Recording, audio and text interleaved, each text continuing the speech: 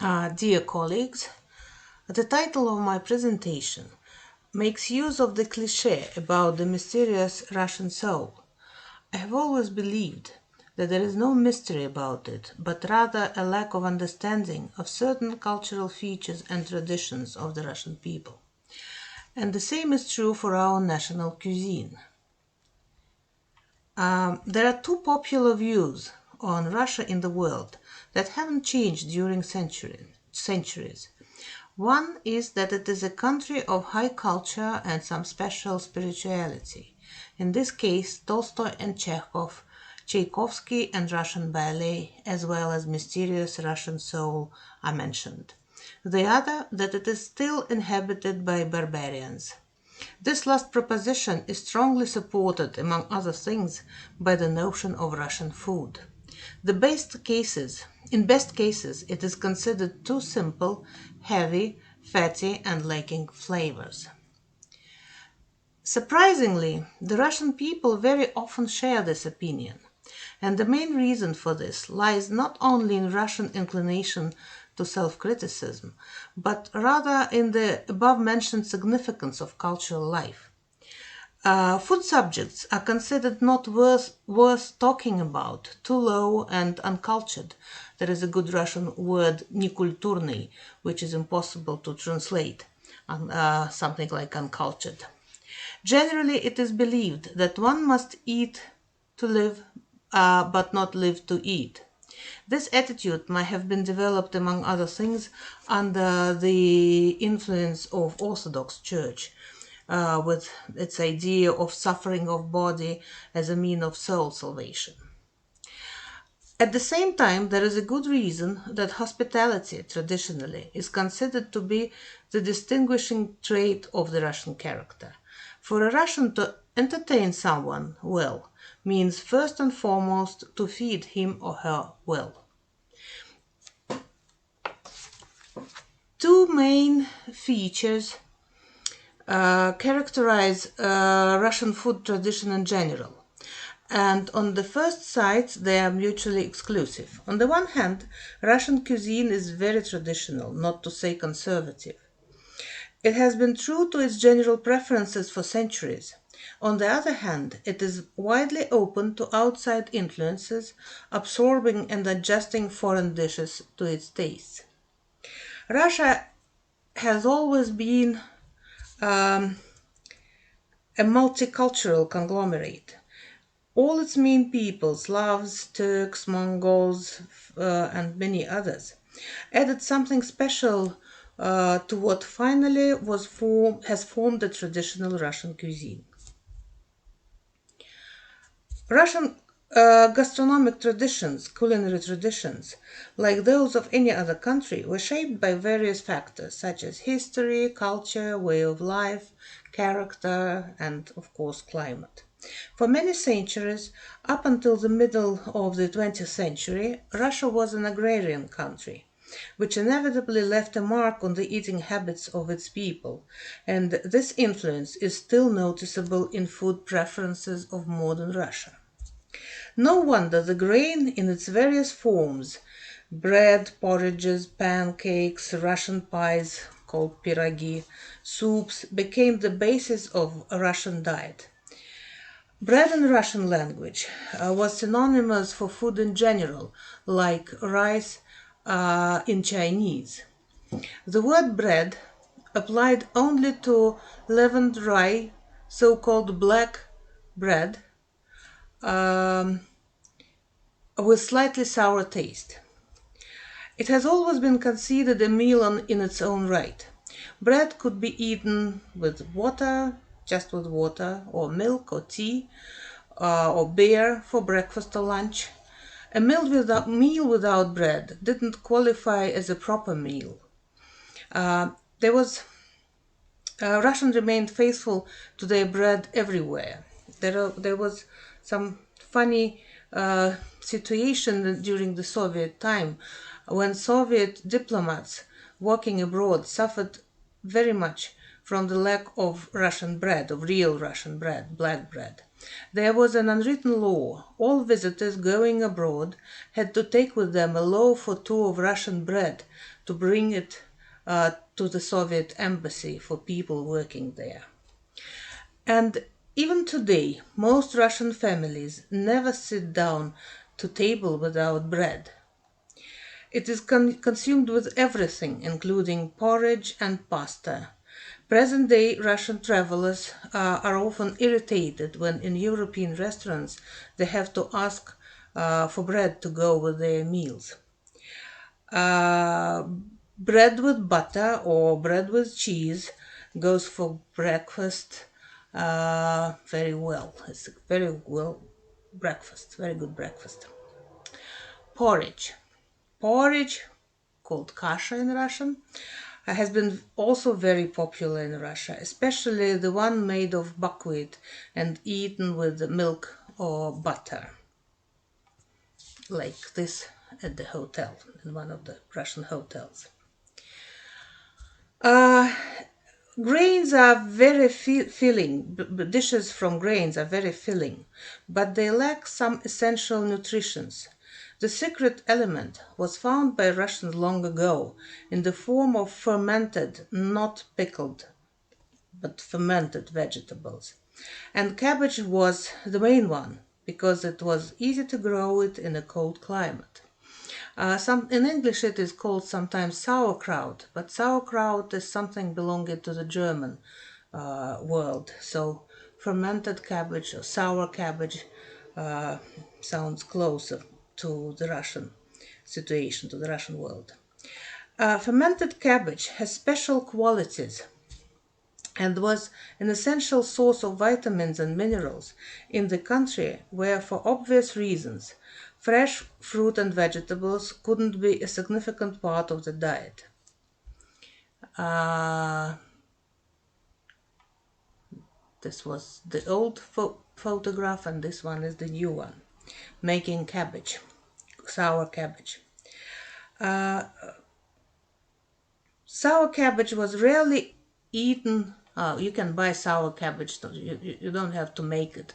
You can buy it everywhere in any farmer's market because it's still very popular, as well as other fermented vegetables like cucumbers, anything. Anything can be, fermented and eaten. But cabbage is still the most popular one. Cabbage was rarely eaten on its own. It was used as a key ingredient for cabbage soup. Cabbage soup with sour cabbage, not just cabbage. Very often it was just water and cabbage with a small addition of sour cream, and that was the most popular and traditional soup. The Russian saying "she" cabbage soup and kasha porridge is our fare reflects the essence of Russian traditional eating habits very well. Other vegetables, except onion and garlic, and of course potatoes during last 50 years, didn't play a major role. Mushrooms were very helpful during numerous Lent periods, which were observed in Russia up until the Revolution of 1917, when the atheism was introduced to the country, and of course there were no Lenting after that time. Mushrooms were called forest meat because it was eaten instead of meat. On this picture, it's a mushroom market in Moscow. They were usually held before Lenting time, so people could buy mushrooms for this period. And hunting for mushrooms is still very popular in Russia, as well as eating them in various forms. Salted, dried mushrooms for sugo, for soup, they're still very, very popular. Dairy products were the chief source of animal proteins and fats.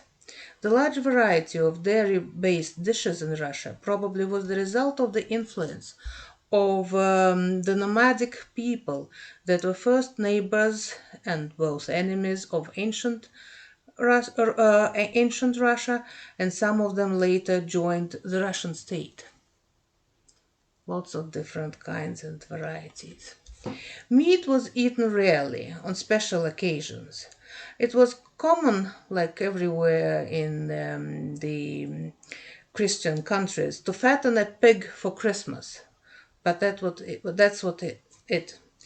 That is why Russia doesn't have a tradition of meat cooking, just only adding meat to soups or putting minced meat into pies, pancakes, or other types of dough-based dishes such as pelmeni, dumplings with meat.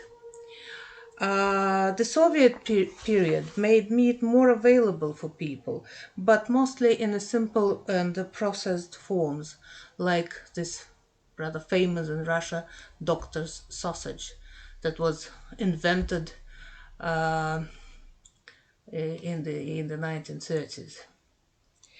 Up until the 20th century, the Russian wood stove was the main method of cooking, even in urban areas. Dishes were boiled, steamed, baked, or stewed, not fried or grilled, which developed a habit of eating overcooked foods in Russia. Thus, Russian cooking was traditionally based on three key ingredients: grains in forms of bread, porridge, soup, and pastry, fermented vegetables, mostly sour cabbage, and dairy products. In the 20th century, meat was added mainly in the form of processed food products.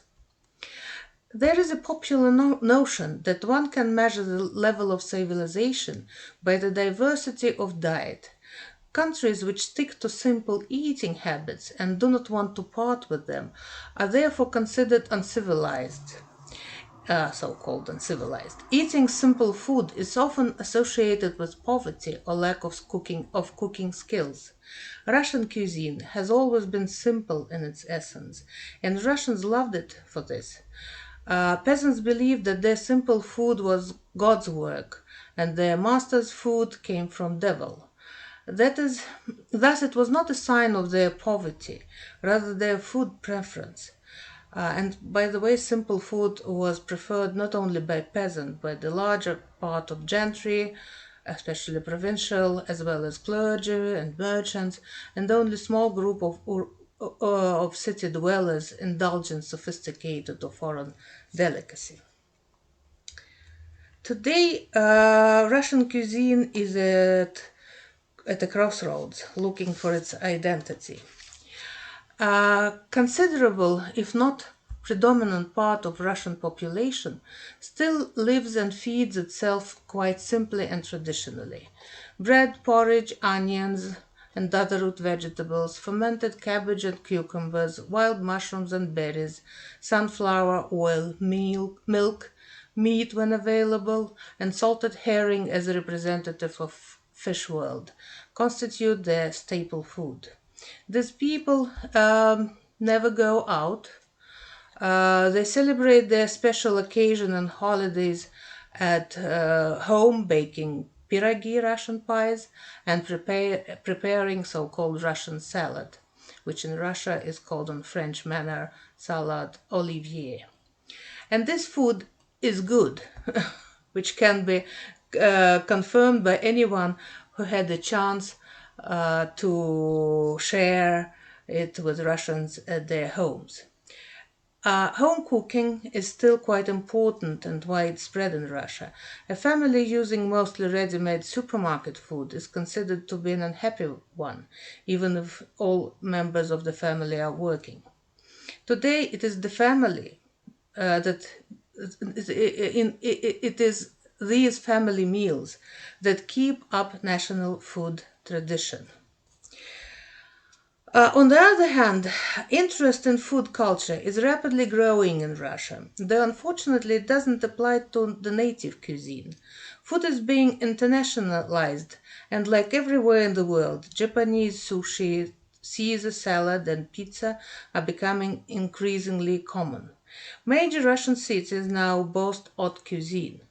International sanctions boosted domestic food production, but unfortunately, Russian manufacturers focus on producing brie parmesan instead of launching quality cheeses of local types, like it was uh, in the 20th century.